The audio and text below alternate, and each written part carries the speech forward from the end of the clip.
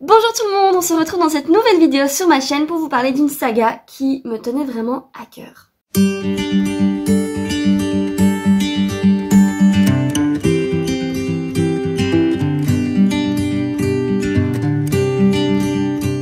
Donc vous l'avez compris, je vais vous parler dans cette vidéo de la saga de Mortal Instruments de Cassandra Clare, qui est en réalité une saga de 6 tomes qui a inspiré la série de Shadowhunters sur Netflix, pour ceux qui ne le savent pas encore. Alors pour vous contextualiser un petit peu l'auteur et ses écrits, parce que ce qu'elle fait est dingue, donc elle a écrit 6 premiers tomes d'une saga principale, et à cette saga est venue se greffer 4 autres trilogies, dont 2 qui sont encore en cours. Alors on retrouve les origines, dont les 3 tomes ont déjà été traduits, ils ont même été déjà mis en format poche je pense. Ensuite on a la Renaissance, encore une trilogie, puis on a la Malédiction des Anciens, dont le premier tome a déjà été traduit et le deuxième tome va seulement sortir en septembre en 2020, donc septembre 2020 en anglais.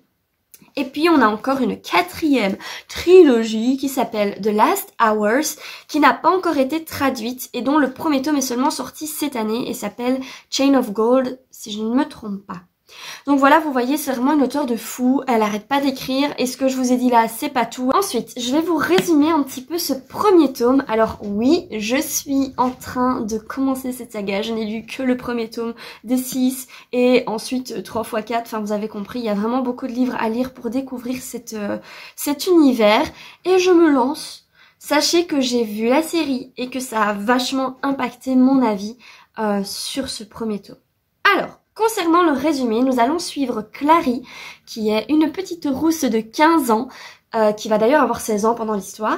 C'est une fille tout à fait ordinaire qui vit avec sa maman à New York, dont le papa est décédé et qui va vivre un peu ses aventures accompagnée de Simon, son meilleur ami, qui est très drôle.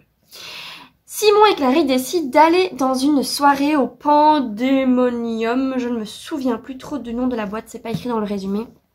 Pandémonium je pense, une soirée un peu spéciale où elle va apercevoir un gars qui va se faire tuer par un autre gars accompagné de 2 autres personnes. Wouh, mon résumé est dingue. En gros, il y a un démon qui se fait tuer par 3 chasseurs d'ombre, donc les Shadowhunters pour la série. Et ces 3 personnes sont censées être invisibles aux yeux de tous, sauf que Clary les voit. Alors, les 3 personnes sont Jace, Alec et Isabelle, dont Alec et Isabelle sont frères et sœurs. Et Jace, tous les 3 vont la voir et vont se rendre compte qu'elle les voit. Et de là va vraiment démarrer une histoire où elle va comprendre pourquoi est-ce qu'elle est chasseuse d'ombre et pourquoi est-ce qu'elle ne le savait pas avant, alors que c'est un peu un genre de métier qui s'apprend dès la naissance puisque c'est héréditaire quoi, ça vient de tes parents, etc. Le but donc des chasseurs d'ombre, c'est de chasser les ombres, c'est-à-dire les démons qui viennent un peu pourrir notre univers auquel vient se greffer d'autres univers, il y en a un nombre infini. Et ils viennent un peu tuer ces démons qui n'ont rien à faire là. On va suivre des loups-garous, des vampires, des sorciers, des fées. Enfin, c'est vraiment un univers très complet, un univers pure fantasy. Et Clary va être embarquée dans cet univers. Voilà. J'en dis pas plus, c'était vraiment une lecture incroyable. Si vous ne connaissez pas cette saga, il est vraiment temps de la découvrir ou au moins d'aller regarder la série pour ceux qui adorent un petit peu tout ce qui ont adoré par exemple The Vampire Diaries, pourquoi pas. Donc n'hésitez vraiment pas à regarder cette série. Concernant ma lecture, je dois vous avouer que j'avais commencé ce premier tome en 2019. Je l'ai abandonné à un tiers de ma lecture parce que malheureusement, tout était évidemment prévisible puisque la série, elle est hyper fidèle, en tout cas au premier tome. Donc c'est incroyable, même les personnages, ils ressemblent à ça. Enfin, ils sont décrits exactement comme je les ai vus dans la série, c'est vraiment dingue.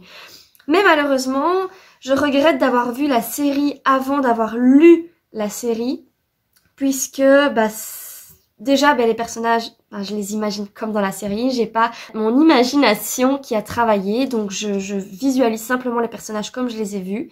Après, bon, c'est pas trop grave, mais ce qui était dérangeant, c'est que je connaissais la réponse à tous les mystères.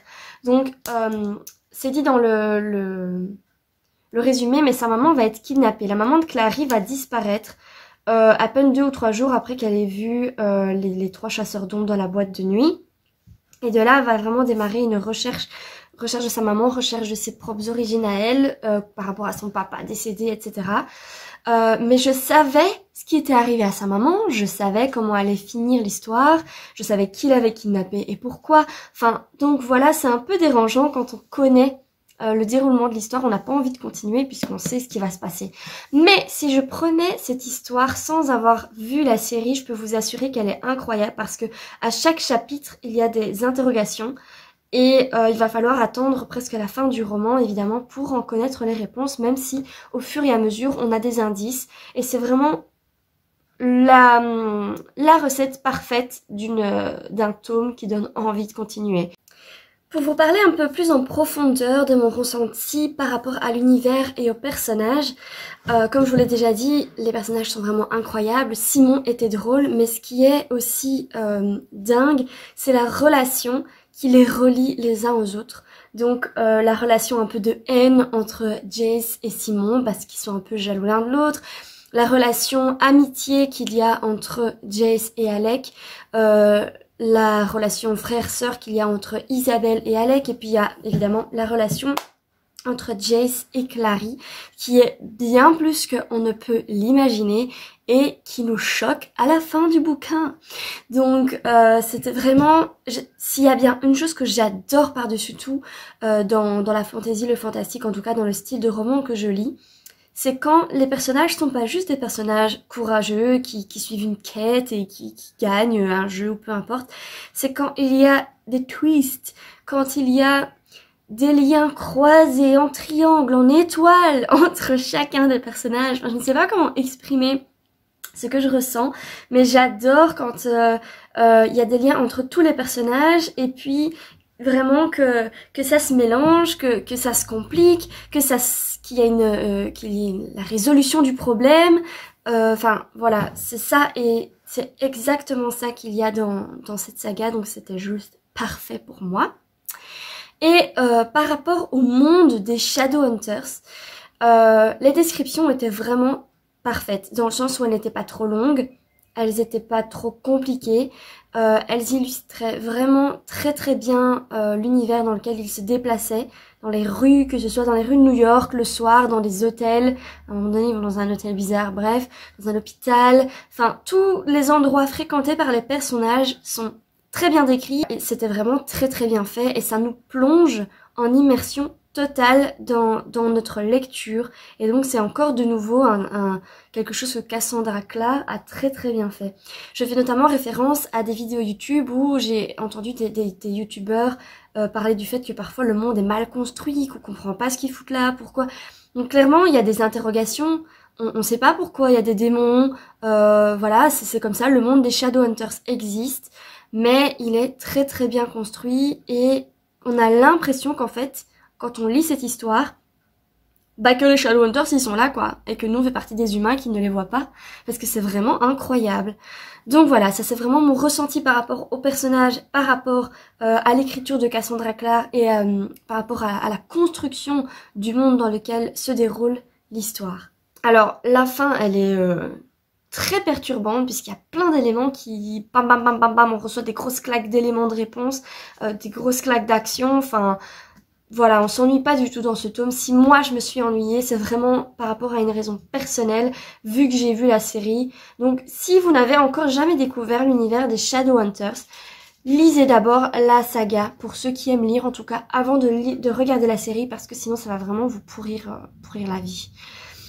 J'ai quand même réussi à aller jusqu'au bout pour cette seconde lecture, et j'ai donc...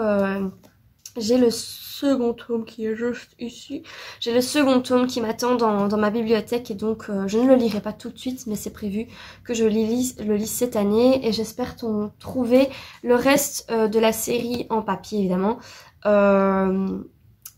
d'occasion. J'ai envie de les acheter mais bon c'est quand même une vingtaine d'euros par tome, ça fait mal au portefeuille. Surtout que j'ai envie de lire les 4 trilogies qui viennent se greffer à cette saga, donc j'ai vraiment hâte de me replonger dans cet univers, un univers que je compare d'ailleurs à Harry Potter. Ne me tapez pas, je sais pas ce que je fais avec un bic. Ne me tapez pas, je sais que ça n'a rien à voir avec Harry Potter, je pense que les fans vont me détester d'avoir dit ça. Mais c'est juste dans l'idée qu'il y a un monde complet qui a été créé, que l'auteur continue de raconter des histoires par rapport à ça. Donc ça me fait un peu penser aux animaux fantastiques qui ont été rajoutés par rapport à Harry Potter ou à l'enfant maudit ou The Cursed Child. Enfin je sais plus c'est quoi le nom en français.